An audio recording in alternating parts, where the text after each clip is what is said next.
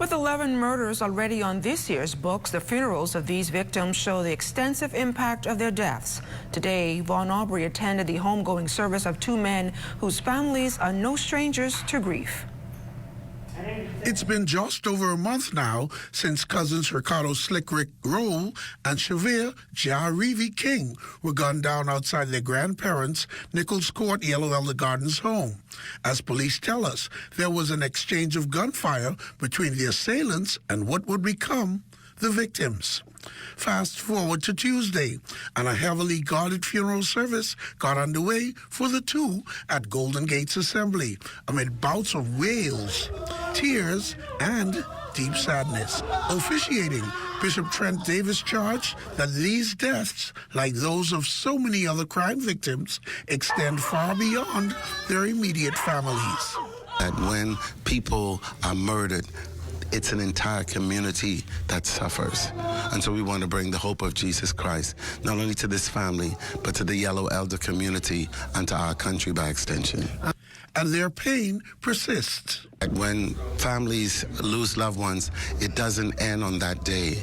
That there has to be a cleanup process and a healing process, and there are people connected to each murder.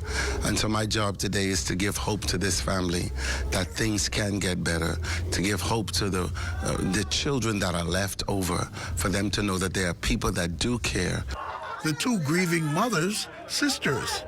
Bishop Davis drove home their loss. No parent should ever have to bury their child.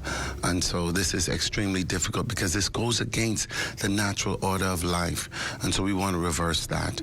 We want people to fulfill their destinies. As you've said, they were cut down before the prime of their life. And so my hope is this trend can change and that healing would take place in our land and this crime would turn around when people see that there are families connected to all of these people. And his message was powerfully simple.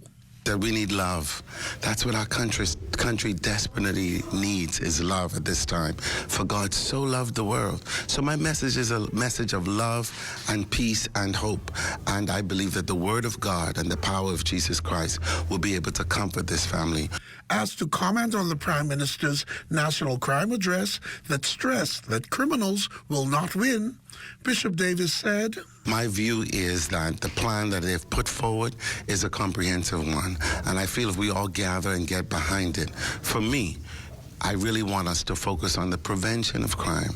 And then if there is a criminal element, we must also strengthen, as a part of the plan is the rehabilitation, because we're all God's children." And yet, the murders continue. The question then is, when will the back of crime be broken? For the Bahamas Tonight, I am Vaughn Aubrey. Hello, everyone. I'm Fern Carey. Thank you for watching our YouTube page. Be sure to like, comment, and subscribe for all things 7S.